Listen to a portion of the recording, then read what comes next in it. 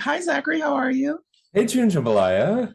Can you tell us about your new album? Yeah, it's called Intergalactic, and very, very low key, casual, just traveling to new galaxies. And yeah, it's a pop cover album, which is a new adventure for me, Mhm. because of course I come from opera and Broadway. Did this album inspire you coming off of your Grammy win? I mean, the Grammy win is definitely it's inspired me to kind of go to new realms, think of like, okay, what do I want to do next? And there's definitely a certain confidence that comes with that validation. Um, so yeah, but I've been doing wild things for a while, so I don't know if I'd be doing it otherwise. But yeah, it's definitely inspiring. I mean, you know, kind of what it's like to have a big success and then where you go in your mind of like, okay, what do I do now? Like, what's the next level? What's the elevation of my artistry? Yeah, like where are we going now? What's the journey? Yeah. And the song selection, because this is a cover album, Yeah. what thought process behind picking the songs? Yeah, there's those songs that kind of like stuck with me for years and years and years and were always in my head.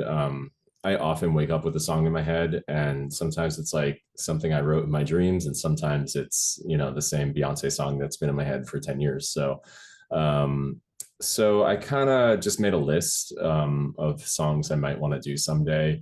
And I've had this list going forever. And so I kind of narrowed in on things as I was going forward. I'd start to record something and I wouldn't like what I was doing with it. So I'd try a new vibe or abandon it completely. But along the way, I think I tried out like 50 different songs to get to these 16. Just, you know, my life changed along the way, like love and loss, and like I didn't want to sing certain things anymore, stuff like that. So, um, yeah, we just landed on these 15 cover songs and one original. Is there a team involved with fine tuning everything, or is it all a one-man show? Yeah, it's a one man show, like since 1981. So, yeah. Very Yeah, yeah. I mean, I wish I had a team. I have a team of agents. I have a lot of people behind me. I'm a voice teacher, you know. But as far as like mixing and mastering, I have some close friends who are in the music industry whose ears I rely on to listen to this. Like, hey, does this sound professional enough? Like, I'm always asking that because I'm like, oh God, this is going to sound terrible. And they're like, no, it sounds great, or, you know, tweak this or this. So I definitely rely on close friends to listen.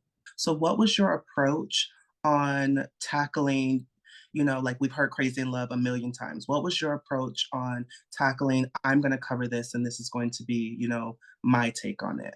Yeah. A lot of the songs I kind of just honed in on like one sentence.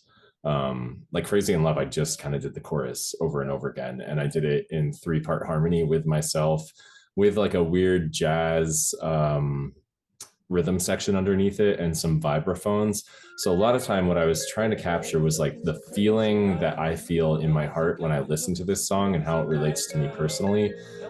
Sometimes that means going in a totally different direction, as I did with some songs, but I'm more so like trying to capture how it feels in my heart to live with a song than kind of put my own musical spin on it, if that makes sense. And with Falling Slowly, which is one of my favorite songs, Yes. was your choice in, doing that? Well, that is a duet, you know, famous duet Mhm. from Once, the Broadway musical, which was a movie and everything. And I wanted to do it as a duet with myself. And I've had a really kind of interesting experience singing, recording with myself and doing my own backup vocals and everything and harmonizing with myself. It really has helped me to understand my voice a lot more. Harmonizing with someone is really intimate, and you're not only harmonizing, but you're blending your voices, the quality and the tone and the color. So it's a natural fit when you sing with yourself because you already have the tone and color and quality that's matching. So it really comes down to like intonation and like singing like right in the middle of the pitch in a really nasty way that kind of rubs against itself, if that makes any sense at all. A um, little bit. yeah, I just got really music nerdy on you for like 1 second. I'm sorry. Sure. From Zachary James, the opera singer that we know and love. Zachary James, the man covering Drake fake love? Like, where I don't know. do Yeah, the two? I don't know. It's just I think people are often surprised that I don't listen to classical music, like having a career in classical music, but it's like that's work. And when I get in a car after rehearsal or performance, like I put on pop music, I put on Drake, I put on, something that cleanses the palate. And that's kind of the type of music that I've always listened to. So that's really more of a home for me than classical music is in a lot of ways. I spend way more time with pop music. Um, so yeah, for me, it like felt right because that's what I'm singing in my car. But I think for a lot of people, it's like, wait, you're doing what? That's really weird. And it's the first song on the album. So Yeah. it really is like, okay, just wiped everything that I thought Yeah. was going to. Yeah. But I'm giving you classical piano. I have an operatic soprano in there.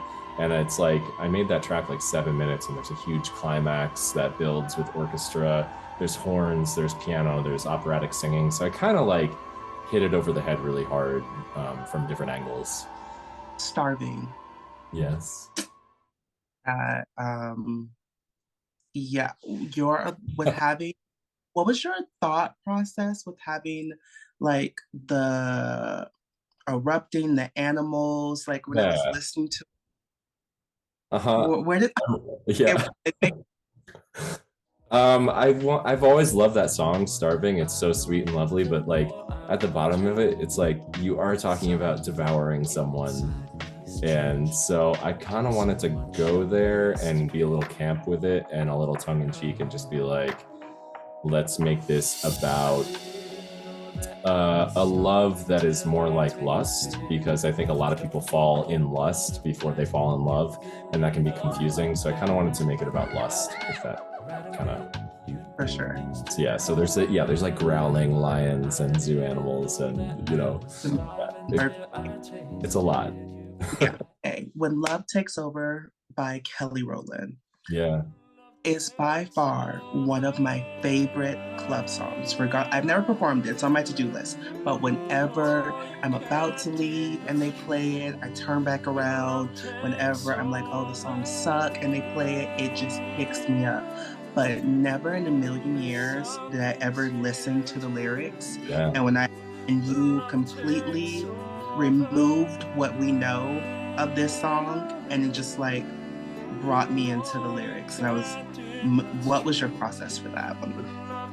I mean, that's another one where again, I'm like singing with myself. It's really vulnerable and deep in my feelings, and harmonizing with myself and like vocal layering. But I wanted to do an acoustic cover of that. And so it opens with ukulele, like super simple. Like you'd never think of ukulele on a David Guetta like club mix. But and then I have a cello that comes in, and yeah, just making it all about the lyrics and like really vulnerable vocals. And again, it's like that theme of love and vulnerability. It really highlighted how beautiful the lyrics are. Yeah, Which they're gorgeous. Yeah, really. And it's a feeling that we know, like the title, when love takes over, it like really takes over your whole spirit and can overtake you. for sure. Yeah. As a baby lamb myself, Yes. cry. Yes. Walk that. Yeah, "Cry" is one of those tracks from our Queen Mariah, who, and she's my favorite. She's my number one and has been for like ever. So that was a song that I just recently discovered last year, and I was like, wait, there's music of Mariah's that I don't know. I was like, oh, cry from Mariah. Didn't know this one. Yeah, and she says "cry," period. She puts a period on it, which like you're like, girl, what are you going through? So yeah, it really, that track just took me out when I heard it. And it's really interesting for her because the lyrics are really deep and they don't rhyme at all. It's really just like a free verse, which is really unusual because her, she'll rhyme whatever with whatever and like throw in some, brand that she has a deal with. Or shit. Yeah.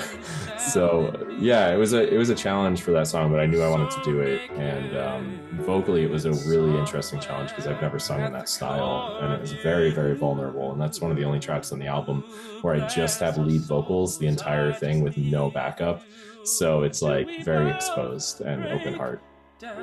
No, I also, as a chair member of the Beehive, we Yes. do appreciate you, you know, putting the first song that started it all for us, which was Crazy in Love. Of course, of course. It's the one. I mean, it's timeless. It'll go on forever. And, everyone loves Single Ladies, but Crazy in Love is like the one.